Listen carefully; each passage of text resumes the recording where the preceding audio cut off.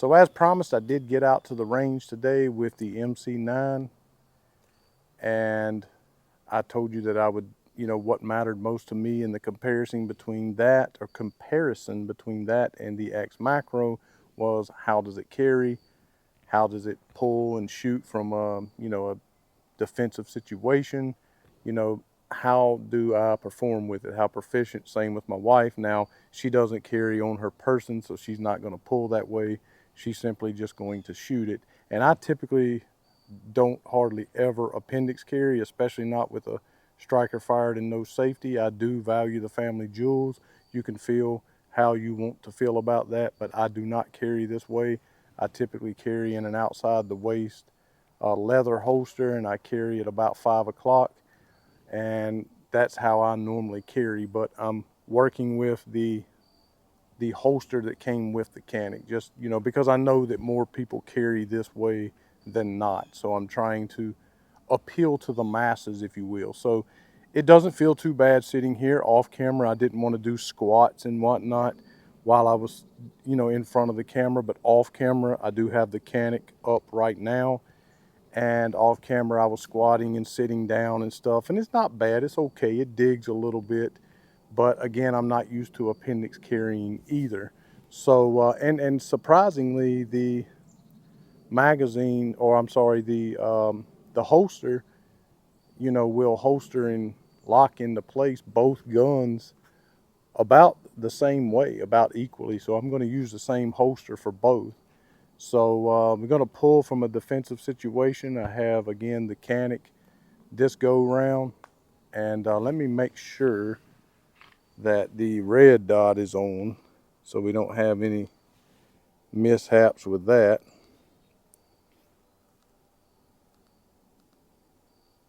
Okay, so the red dot is on. It was not, so that would have been cute. Well, maybe I could have used the irons, who knows. But either way, just a defensive situation, getting on target. I'm a little further back than I wanted to be at about 12 yards, trying to stay in the sun as we are losing it over the trees. But either way, someone comes up. This is not about...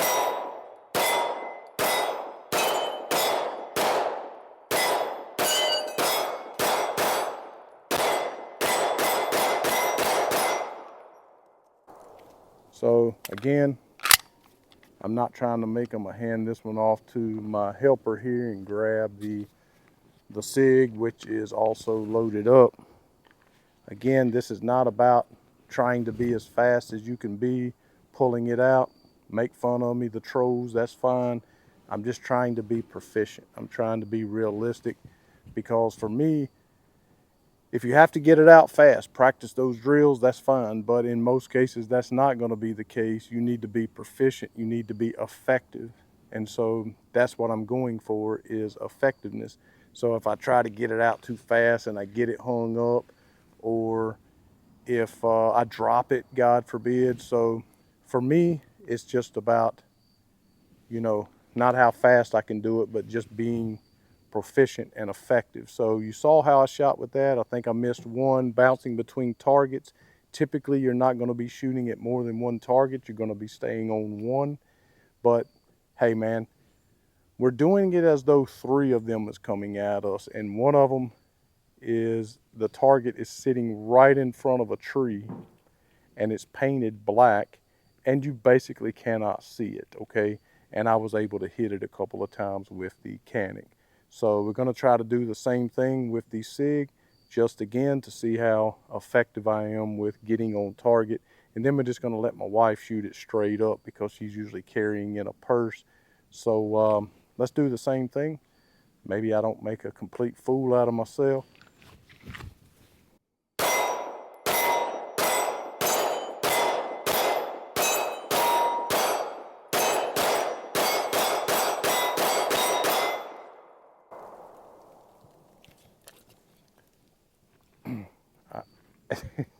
I don't know. That is going to be tough. That is going to be tough. I want to say, without watching the camera back, just real time while I'm filming it here, I want to say that I've done a little bit better with the Sig, but I'll have to watch it back on the camera. I'll put up in words right now which one I think I've done better with.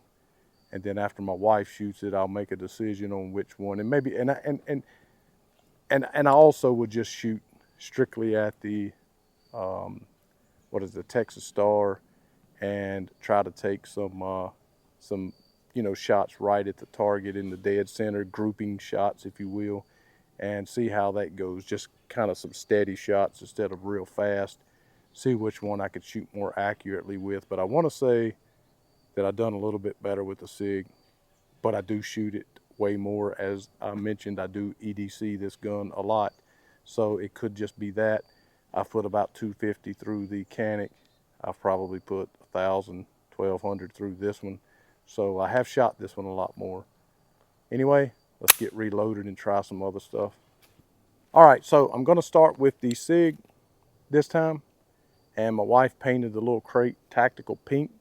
Gave it a woman's flavor here today.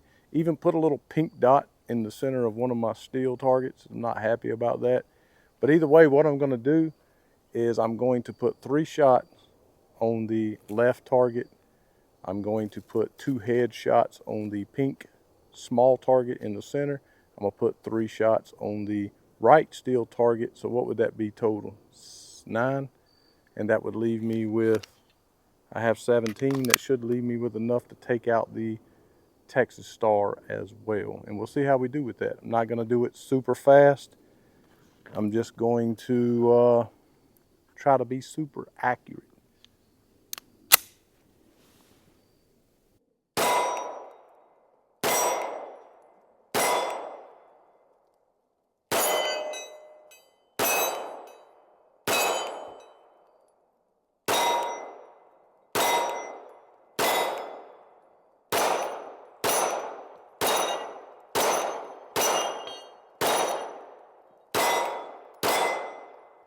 Okay, well that wasn't too bad. It was all right, wasn't half bad. You know, maybe a little all over the place on the regular steel there. But let's see if I can do better with the Canik.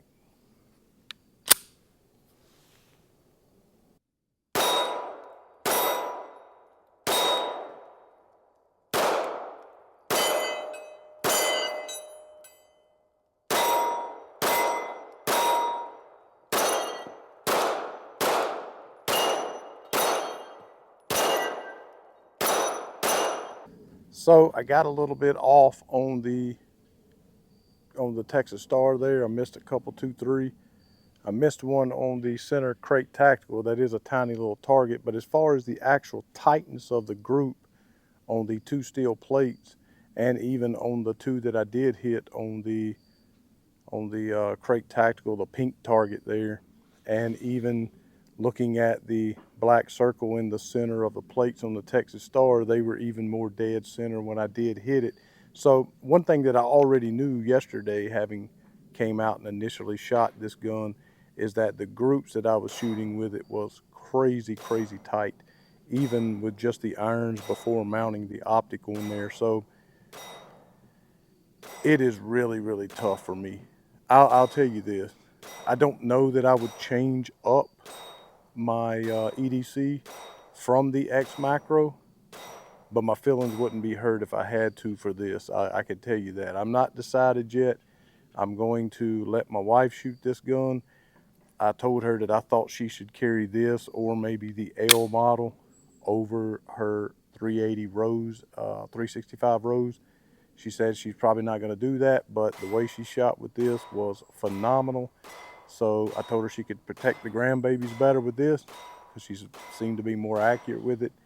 And also it's a 9mm versus a 380. But either way, going to get this loaded up, let her shoot it, and then I'll give some final thoughts as to which one I think may or may not be better. It may come down to me just simply having to shoot this as much as I've shot that one to really be able to say, but my feelings wouldn't be hurt if I had to, EDC this old girl. So she said it's really not fair for you to make me shoot the Texas Star because I don't do well with it no matter what, although you did wipe them out with great success with the MC9 yesterday. I'm just saying, but we're not going to make her shoot at them. She's just going to shoot at the still targets for accuracy, and she's not going to try to do so very fast. She's just going to try to be accurate.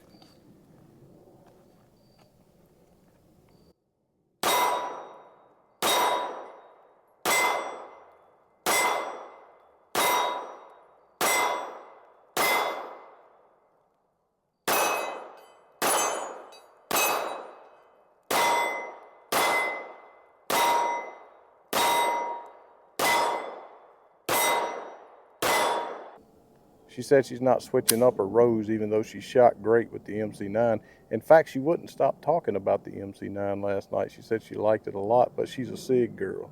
What she is she's just a fan girl, and she ain't gonna change it up. Ready?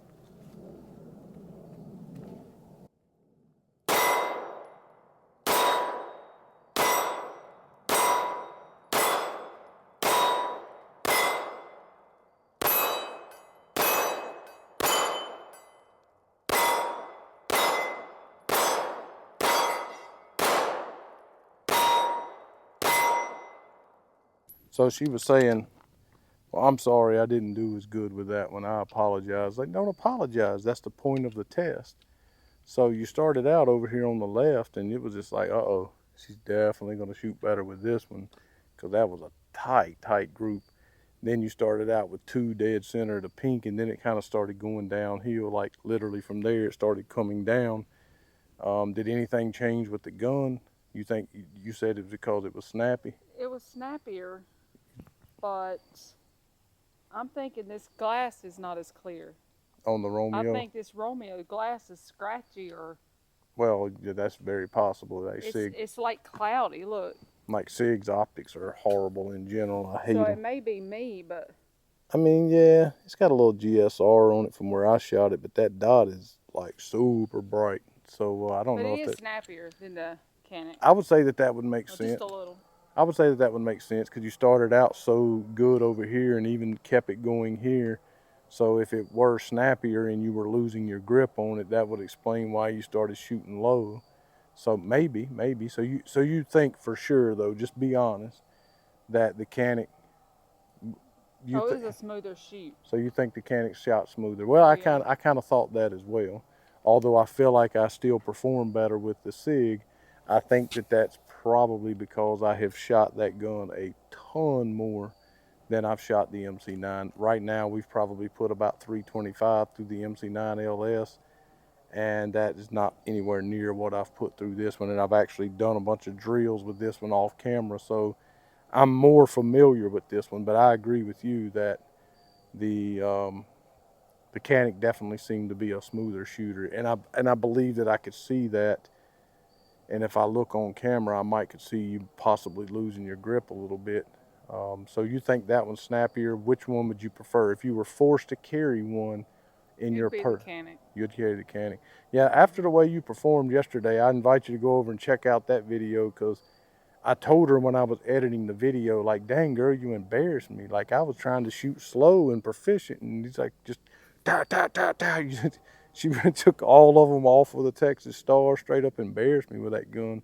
And I told her she was gonna have to, I'm gonna let her get off camera, because I know Thank you. I know that makes her uncomfortable. But I was like, I just went home smiling, like, yeah, that's my girl. She shot so good with the Canik. I actually am the one that wouldn't quit talking about it. Either way, the jury's still out for me as far as which one that I would pick.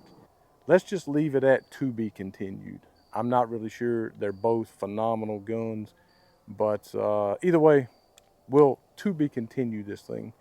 And so thanks so much for watching today. I hope that was fun, entertaining. I hope it was educational for you. If you have any questions, please ask. We'll get back to you at some point in time. But the most important thing is not which one is better than the other, but whether or not you know Christ is your Savior.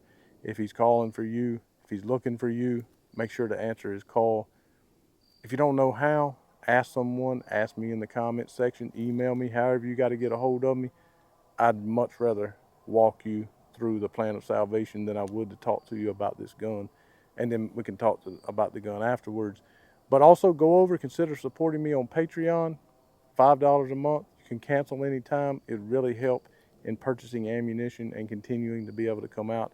and test these guns for you so that you know whether or not to buy one for yourself. And also hit the thumbs up and be sure to subscribe. That's the only way I can stay relevant with YouTube, and they'll continue to show my videos.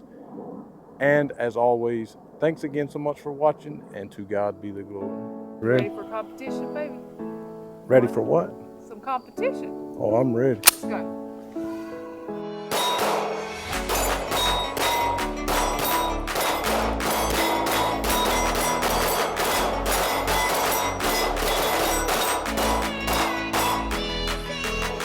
Oh, look at mine compared to yours. I won. Totally, I won. I did do the dip of death at the end, but I totally won. Turn around and look at mine compared to yours. Turn it around.